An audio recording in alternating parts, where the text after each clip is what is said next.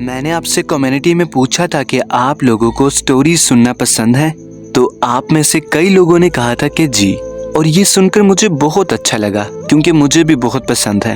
تو میں نے سوچا کہ میں آج سے آپ کو اس چینل پر سٹوریز پرووائڈ کیا کروں، بہت زیادہ اچھی والی۔ اور آج بھی میں آپ کے لیے ایک سٹوری لے کر آیا ہوں جس کا ٹائٹل نیم ہے پردہ پوش۔ تو اگر تو آپ نے ابھی تک چینل کو سبسکرائب نہیں کیا تو اسے ابھی سے کر لیں اور ایک پیارا سا کامنٹ کر دیں۔ شروع کرتے ہیں۔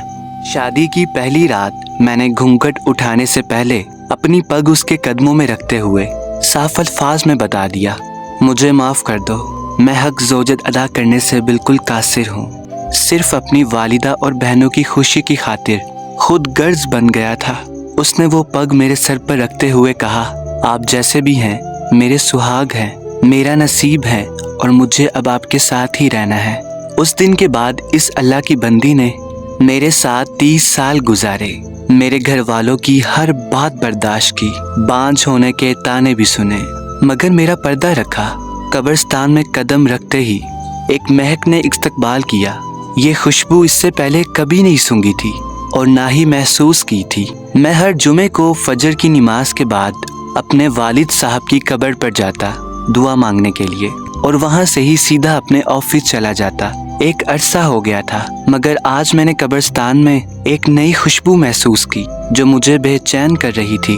یہ خوشبو کسی طرح بھی دنیاوی خوشبو نہیں لگ رہی تھی۔ بہرحال میں والد صاحب کی قبر پر پہنچا تو ان سے چند فاصلے میں ہی ایک نئی قبر بنی تھی۔ تازہ پھول اور چادر سے اندازہ لگانا مشکل نہیں تھا کہ 2 یا 3 دن پہلے ہی یہ قبر بنی ہے۔ والد صاحب کی قبر سے فارغ ہو کر جاتے ہوئے اس قبر پر دعا مانگنے کے لیے رک گیا۔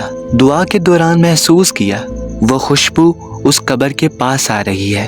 کنفرم کرنے کے لیے قبر کی مٹی کو مٹھی میں بھرا، ایک دم ٹھٹک گیا۔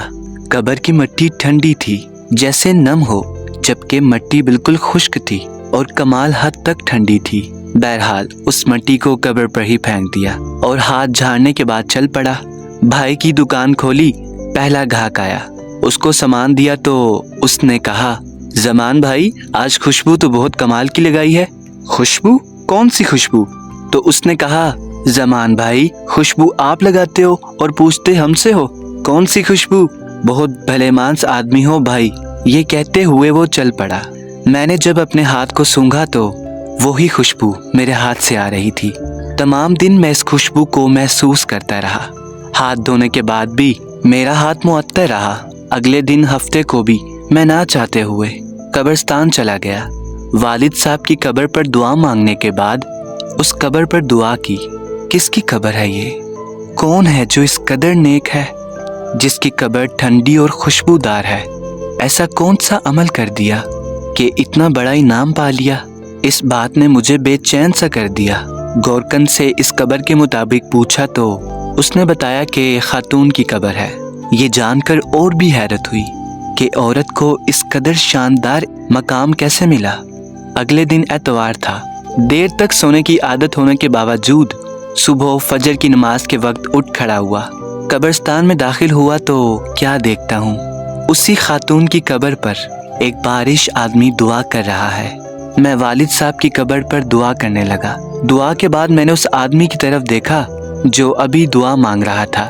جیسے ہی وہ دعا مانگ کر فارغ ہوا تو باہر کی جانب چل پڑا۔ اس کو جاتے دیکھ کر میں بھی اس کے پیچھے ہو لیا۔ جیسے ہی وہ دروازے سے باہر نکلا تو میں نے آواز دے دی، سر بات سنیں 1 منٹ پلیز۔ جی فرمائیں۔ سر میں معذرت چاہتا ہوں، میں نے آپ کو تکلیف دی، مگر میں آپ سے ایک بات پوچھنا چاہتا ہوں، اگر آپ اجازت دے تو۔ جی آپ پوچھیں، کیا بات ہے؟ انتہائی محبت سے اس شخص نے جواب دیا، شکریہ سر، جزاک اللہ۔ میں دراصل جاننا چاہ رہا تھا یہ کن کی قبر ہے جہاں آپ دعا کر رہے تھے؟ اگر آپ مناسب سمجھے تو بتا دیجئے۔ یہ آپ کیوں پوچھ رہے ہیں؟ اس نے سوال کیا۔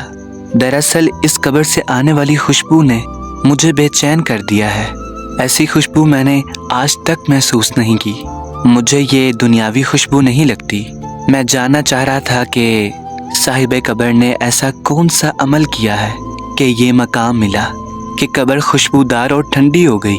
یہ سن کر اس شخص نے ٹھنڈی آہ بھری اور کہا، قبر ٹھنڈی اور خوشبودار کیوں نہ ہو، اس نے اللہ ताला को राज़ी ही ऐसे किया है। जी मैं यही जानना चाह रहा था कि ऐसा कौन सा अमल है जिससे ये सादत नसीब हुई। तो उसने बताया कि ये मेरी ज़ोजा की कब्र है। 20 साल हमारी रफ़ाकत रही। मैं 4 बहनों का अकलौता भाई हूँ। मेरी बहनों और मेरी माँ को मेरा सेहरा देखने का बहुत शौक़ था। सरकारी नौकरी मिलते ही चांद सी दुल्हन लाने की तैयारी शुरू कर दी। यूं दिनों में लड़की की तलाश का काम मुकम्मल हुआ। शादी हुई और माँ बहनों ने अपने अरमान दिल खोल कर पूरे किए। शादी की पहली रात मैंने घूंघट उठाने से पहले अपनी पग उसके कदमों में रखते हुए साफ अल्फाज में बता दिया, मुझे माफ़ कर दो, मैं हक़ ज़ौजत अदा करने से बिल्कुल कासिर हूँ। मेडिकल तौर पर मुकम्मल अनफिट हूँ। सिर्फ अपनी वालिदा और बहनों की खुशी की खातिर खुद गर्ज बन गया हूँ। इसने वो पग मेरे सर पर रखते हुए कहा, आप जैसे भी हैं मेरे सुहाग हैं, मेरा नसीब है और मुझे अब आपके साथ ही रहना है। उस दिन के बाद इस अल्लाह की बंदी ने मेरे साथ 30 साल गुजारे। मेरे घर वालों की हर बात बर्दाश्त की, बांझ होने के ताने भी सुने, मगर मेरा पर्दा रखा। अल्लाह ताला कैसे न इसकी कब्र को ठंडा और खुशबूदार न रखे जिसने इतनी पाकबाज ज़िंदगी गुजारी। उस शख्स की तमाम बात सुनते ही उस खातून पर रश्क आने लगा जिसने दुनिया में सब्र किया और आला मकाम हासिल किया। आजकल के दौर में कुछ भी हासिल करना क्या मुश्किल है।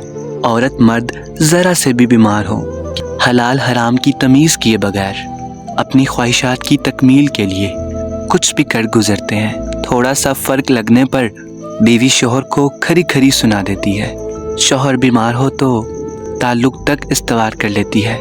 सब्र का दामन हमने छोड़ दिया है। सारा कुछ सिर्फ इस दुनिया में ही लेना चाहते हैं, आखिरत की कोई उम्मीद नहीं रखते। तो दोस्तों, कैसी लगी आपको ये कहानी? अगर वीडियो अच्छी लगी हो तो वीडियो को लाइक करें, चैनल को ज़रूर सब्सक्राइब करें। मैं मिलता हूँ आपसे एक नई वीडियो के साथ, तब तक के लिए अल्लाह।